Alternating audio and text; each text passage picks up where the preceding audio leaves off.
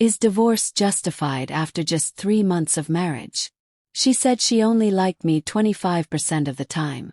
My name is Karen Mera, I'm 29 years old, a senior engineer working in Da Nang, Vietnam, and I'm here trying to piece together how my entire life was appended in less than a season. 3 months. That's how long I was married to Ria, the woman I thought I'd spend my life with. And now she's gone.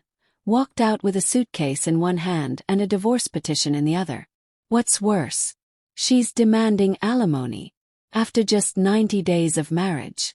I'm still sitting in this apartment we were supposed to build a life in, staring at blank walls, replaying every conversation, every moment, wondering what was real, if anything ever was. Before she left, she looked me dead in the eyes and said, "Honestly, I only liked you 25% of the time we were together." 25%. What do you even do with that? I've been wrecking my brain trying to understand if this was just a mismatched marriage, or something more sinister. Because right now it feels like I walked straight into an emotional scam. How it began to fall apart. Back in India, where I'm from, marriage is sacred, even when it's hard. Here in Vietnam, things work differently, but betrayal, that stings the same no matter your latitude. Tried. God knows I did. Arguments. Sure, we had them. Every couple does. But I never yelled. Never hit. Never disrespected her. I adjusted. Bent.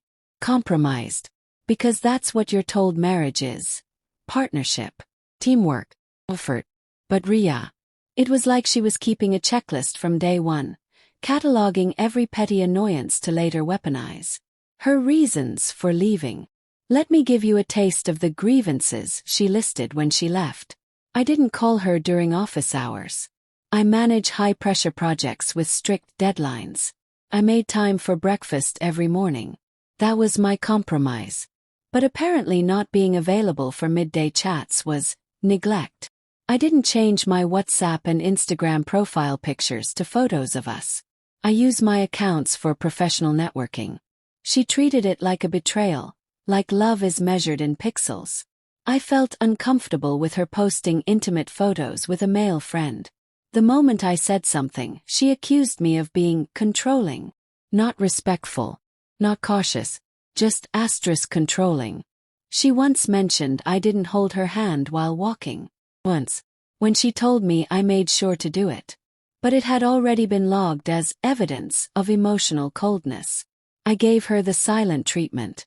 Reality. I was trying to cool down. To avoid saying something I'd regret. Walking away from conflict isn't abuse. It's restraint. She told me to walk away while shopping. I did. 5 minutes later she accused me of abandoning her. I stared at her during fights. Not yelled. Not insulted. Just stared, because I couldn't believe the things she was saying. And that too became aggression. She initiated intimacy more than I did. But with her, it felt calculated, like a strategy, not affection. A bait and switch to keep me invested. She called a shirtless actor hot. I expressed mild discomfort. Not rage, just honest feelings. She called me insecure and mocked me. She went swimsuit shopping and lingered in the men's underwear section. I said it made me uncomfortable. She called me possessive. She refused to share pictures with my family group. Then claimed I was punishing her for it. Her father is now accusing me of emotional abuse and restricting her freedom. They're demanding a sizable alimony payout after only 3 months of marriage. The final blow. Before walking out, she said something I can't unhear. I've only ever truly loved one person, and it wasn't you. It was my ex. Why didn't she marry him then? Was he unavailable? Or did she use me to level up her lifestyle while pining for someone else? That line shattered whatever was left of my self-worth. I have no proof they're still in touch. But her actions, her priorities, her lack of emotional investment, it all points to a premeditated exit. Possibly even a plan cooked up with her family. Oh, is divorce justified after 3 months? In my case, oh yes. This wasn't marriage. This was psychological warfare. A relationship built on manipulation, projection, and performance. I was the provider, the steady one, the anchor. And she was the storm. I know how this sounds: bitter, angry, maybe even paranoid. But ask yourself, would you stay married to someone who only liked you 25% of the time, disrespected your values, and twisted every word into a weapon? I'm talking to a lawyer now.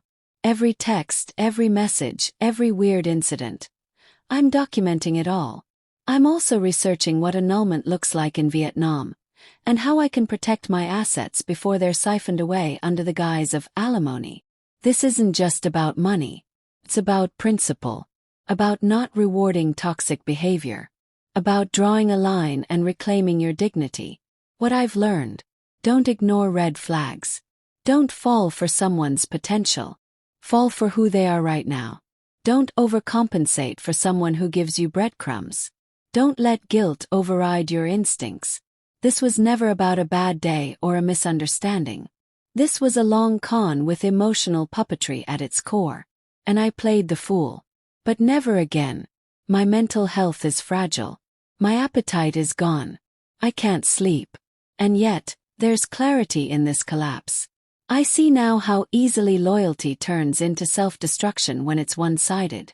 And I'm done sacrificing peace to preserve a fantasy. My friends saw it.